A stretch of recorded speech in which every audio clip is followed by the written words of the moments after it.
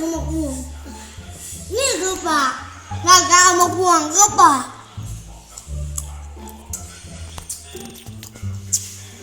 แล้วเสียงละอายใจ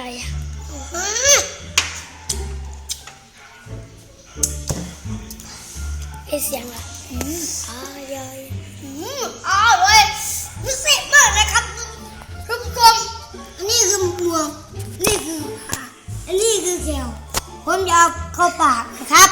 จำจะโซดีเนี่ยไอหมูน้อยเยอะเอาเยอะสปา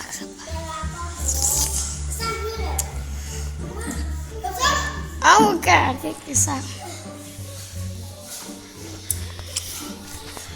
แล้วเยอะแล้วเยอะจวดปาเจมอนเราเป็นไงบ้างน้ำดีบอกดีกับพวกขาเหม็นมาสมัครกินมะม่วงแซ่บนี่มันก็ย่างเสืออยู่ปะกะก็เว้าเนี่ยนะลูกเว้าน้ำแซ่บเลยเอาส้ม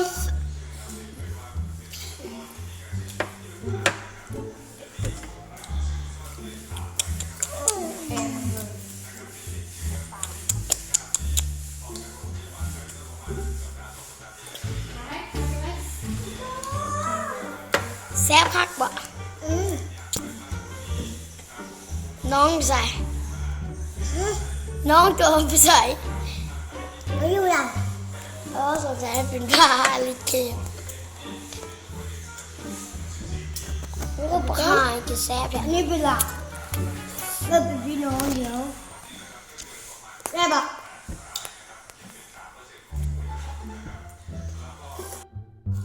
กุดไอ้กุดมันเอาไว้อีกสองจอกก็ได้โอ้กูหาเบ้นอ่ะตัวบุกินน้ำมั้งกินเด้อกันไปกินน้ำอ่ะใช่บะใช่แต่ตายอยู่เลยเห็นบอกบุเพชรเลยบุเพชรแล้วนะบุเพชรก็ยังบุเพชร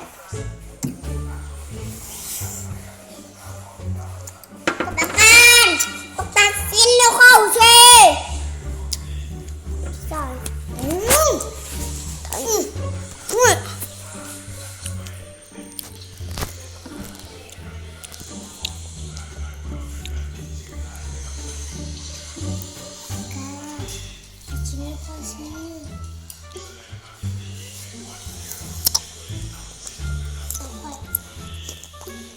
แล้วต่อไป